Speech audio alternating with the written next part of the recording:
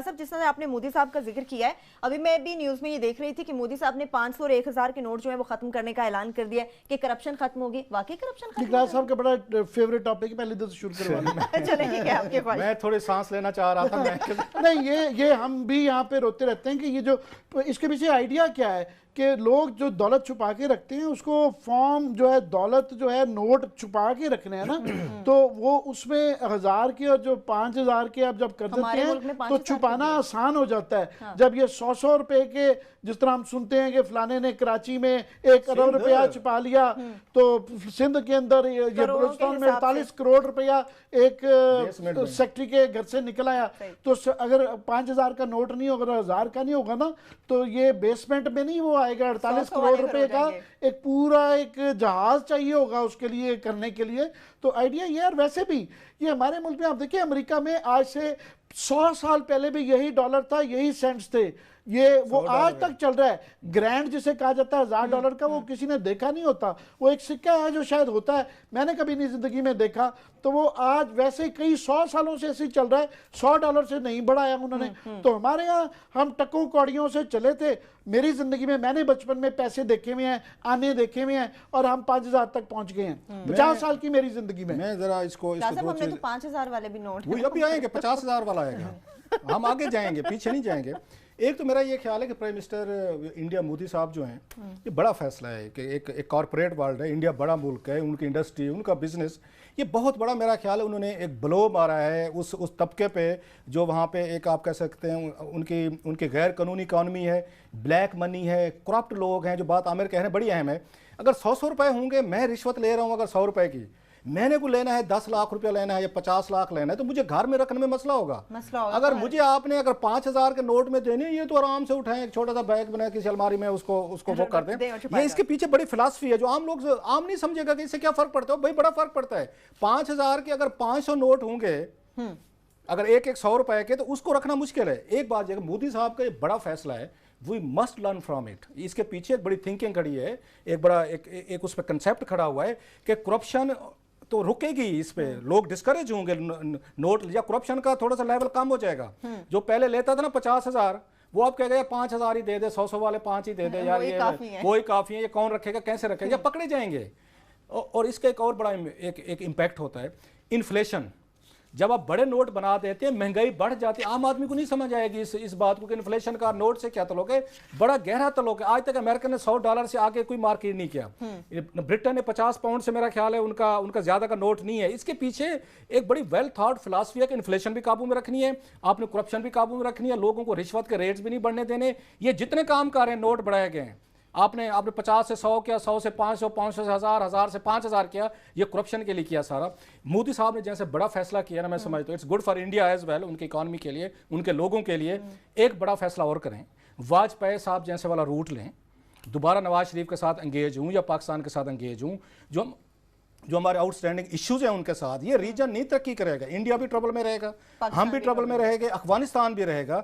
उनको वाजपेयी साहब जैसा बड़ा दिल दिखाना चाहिए।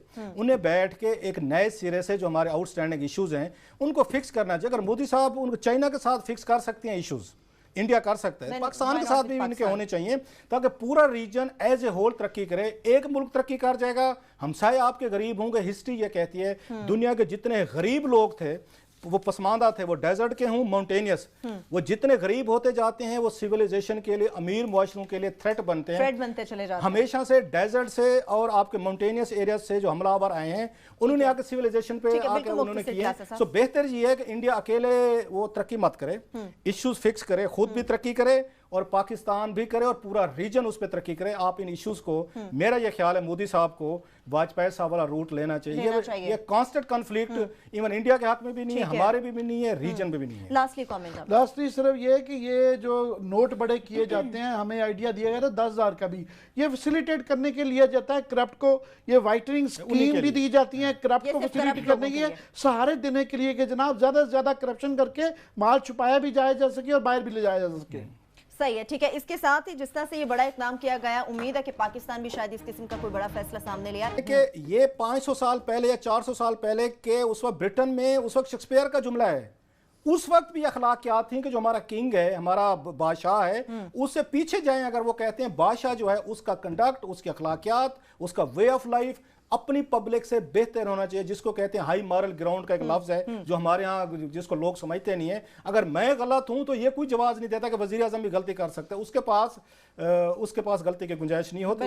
उसके मॉरल जो हैं हम सबसे बेहतर होने चाहिए और ज्यादा और बड़े और आगे होने चाहिए। अब पॉलिटिक्स में पाकिस्तानी तबका, बड़ा तबका जो है वो चेंजेस चाहता है, वो फेयरनेस चाहता है, वो ट्रांसपेरेंसी चाहता है, वो अकाउंटेबिलिटी चाहता है। इन ड्रामों से कि 4-4 वोट बराबर हो गए सर आज अंदाजा करें, जिन्होंने सेनेट से बिल पास करवाना था उनके भी बराबर हो गए, बराबर छूट गए चार। सर। आज वहां पे रेफरी साहब आए हैं, उन्होंने बराबर छुड़ा दिया कि दोनों पहलवान जो है ना हाथ ऊपर करो, बोथ आर द विनर्स। बात कर खत्म हो गई है। आमिर साहब मैं आपकी तरफ आऊंगी, पनामा के हवाले साहब आपकी तरफ आऊंगी। जाते जाते जिस तरह से क्लासा साहब ने कहा, वे वाकई समझते हैं कि पीपल्स पार्टी की जानिब से ड्रामेबाजी की जा रही है, और खुशी शाह साहब को जिस तरह हम देख रहे हैं, आप समझते हैं 2018 के इलेक्शन की तैयारियां अभी से शुरू कर दी हैं? मैं हंस इसलिए रहा था कि पीपल्स पार्टी, वो पंजाबी में कहते हैं ना आनियाँ जानियाँ, इनकी आनियाँ और जानियाँ देख के वो बुनियादी बात यह है, सबको समझ आ रही है कि वो बेचारे इरेलेवेंट हो गए हैं, वो ना मैटर नहीं कर रहे, ना वो पार्लियामान में है, ना वो सुप्रीम कोर्ट में है, ना वो सड़कों पे हैं, वो कहीं भी नहीं है बेचारे। तो उनका दर्द है।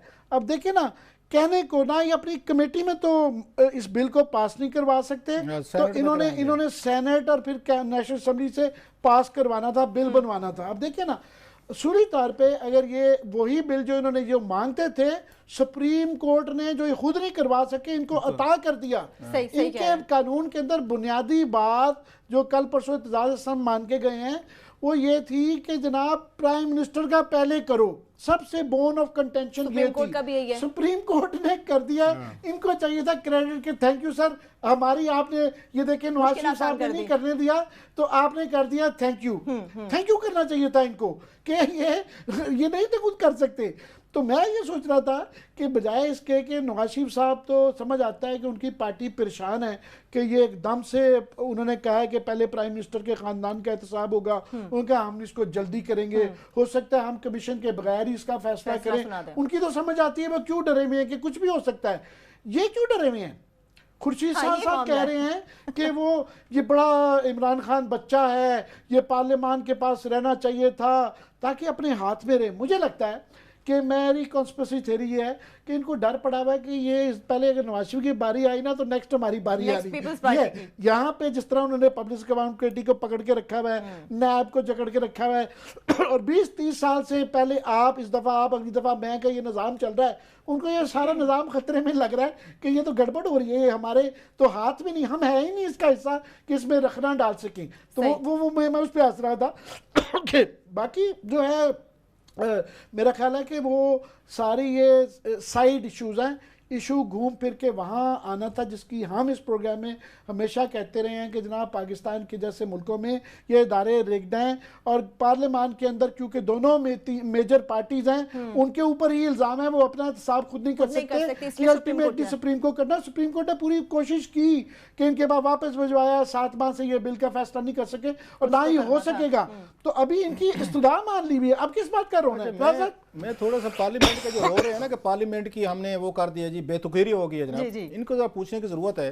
इन्होंने 2010 में 18वीं तरमीम में एक नई क्लास डाली थी कि अब जनाब अब जो केयर टेकर प्राइम मिनिस्टर होगा ना, इलेक्शन करवाएगा, उसका फैसला जो है ना पार्लियामानी पार्टी करेगी, पार्लियामानी एक वो करेगी, एक उसका ग्रुप करेगा, या एक उसकी एक अलग कमेटी बनाई जाएगी। ये इनके पास गए, नाम गए, 2 हफ्ते लड़ते रहे पीपल्स पार्टी और नवाज शरीफ साहब, MQM, ANP, हर कोई अपना हिस्सा चाहता था उसमें से। 2 हफ्तों में ये नहीं कर सके थे अपने आप को कि एक नाम नहीं चुन सके थे। ये मैं आपको 2013 की बता रहा हूं, मैं जो खुद लॉ बनाया था। अल्टीमेटली इन्होंने चीफ इलेक्शन कमिश्नर को भेजा, उन्होंने अपनी मर्जी का एक नाम उठा के, वो खोसो साहब जो थे, वो कहे नेदर हेयर नॉर देयर वाला काम था, उनको बना दिया। और भाई मेरे आपके पास भी तो ये 7 महीने तक आपको भी यहाँ पे ये पार्लियामेंट में TORs बनाने का काम था, बना लेते। आपके पास भी अगर लॉ मौजूद नहीं था, सब कह रहे हैं कोई लॉ, लगता था ये लॉलेस कंट्री है। आप PSC में जाए कुछ नहीं हो सकता, स्टेट बैंक कहते हैं कुछ नहीं हो सकता, FBR कुछ नहीं हो सकता, नैब कुछ नहीं कर सकता, PSC पार्लियामेंट आप कहते हैं सुप्रीम कोर्ट भी कुछ नहीं कर सकती। मैं बड़े बड़े वकीलों के नाम बड़े दर्शन छोटे, वो ऊंची दुकान फीके पकवान जो हमारे यहाँ इकट्ठे हो गए, बड़े बड़े वकील कह रहे हैं सुप्रीम कोर्ट भी कुछ नहीं कर सकती। तो जनाब इसको वाइल्ड वेस्ट अमेरिका बन गया है ये, और जहां पे कोई मेमो केस में ना गवर्नमेंट बोली ना ये नवाज शरीफ वाला तो पिटिशनर थे जिसके अंदर क्यूआर बोले, वहां पे उस वक्त कुछ वो नहीं है। बात ये है कि हम ये कहते रहते हैं कि मजीद के हमारा ये राइट है कि हमें पता होना चाहिए, सिर्फ ये सिर्फ वो 4 जायदादों के लिए नहीं है, हमारा ये राइट है कि हमें पता होना चाहिए प्राइम मिनिस्टर और उसके बच्चे के पास क्या जायदादें हैं, उनसे लें सारी जायदादों की तफसील बताएं। एक और हमारे ऊपर एतराज है, वो कहते हैं आप कौन से अच्छे हैं जी कि वजीर आजम अच्छे नहीं है। फर्क है बड़ा, मैं अच्छा नहीं हूं।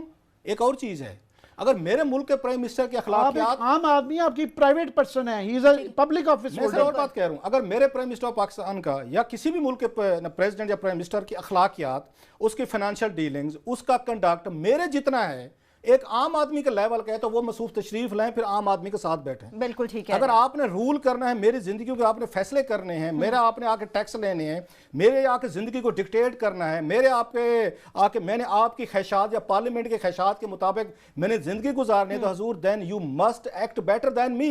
अगर मेरी अखलाकियात भी करप्ट हैं और आप भी कहते हैं जी मेरे भी करप्ट हैं, क्या फर्क है? तो हजूर फिर आप एक काम करें, फिर वजीर आजम आप ऑफिस से उठें, फिर हमारे साथ आके बैठे, बल्कि टॉक शो करें हमारे साथ यहीं पे बैठ के, फिर आप इस मुल्क को रूल नहीं कर सकते। ये मैं आपको आइडियल सिचुएशन में इसलिए नहीं बता रहा कि दुनिया में बहुत सारे खित्तों में ये चीजें होती हैं जो हमें दुख होते। बरतानिया के उस दिन आए हुए थे, मार्क साहब आए हुए थे, वो बड़ा अच्छा उस पर ये कमेंट था जो एक उस पर ट्विटर पे था। उन्होंने कहा जनाब अपने मुल्क में तो 10 रुपए बर्दाश्त नहीं करते कि इनका लीडर 10 रुपए भी कहीं से आगे पीछे करे। हमें कहते हैं जिन्होंने अरबों खरबों खाए हुए हैं, यार ऐसे चलने दो। जनाब आपकी अखलाकियात मुझसे बेहतर होनी चाहिए। मैं प्राइम मिनिस्टर नहीं हूँ, आमिर साहब को प्रेसिडेंट नहीं है। अल्लाह ने आपको इज्जत दी है, उस इज्जत को कायम रखना और आप ही जवाब दें, उसको इज्जत को कायम रखना ये आपका काम है। वो जो बार बार मैं जुमला दोहराता रहता हूं कि सीजर की वाइफ पे तो शक नहीं होना चाहिए कि वो गलत कर सकते। सीजर को छोड़ें, सीजर की डिबेट ही नहीं है। ये हम रिपीट करते रहते हैं कि ये बेसिस है ब्रिटिश कॉमन लॉ की, 500 साल पहले आम आदमी जो है उसके ऊपर he is not guilty until proven otherwise. जो पब्लिक ऑफिस में है अगर उस पर शक भी हो जाए तो उसको जो है हट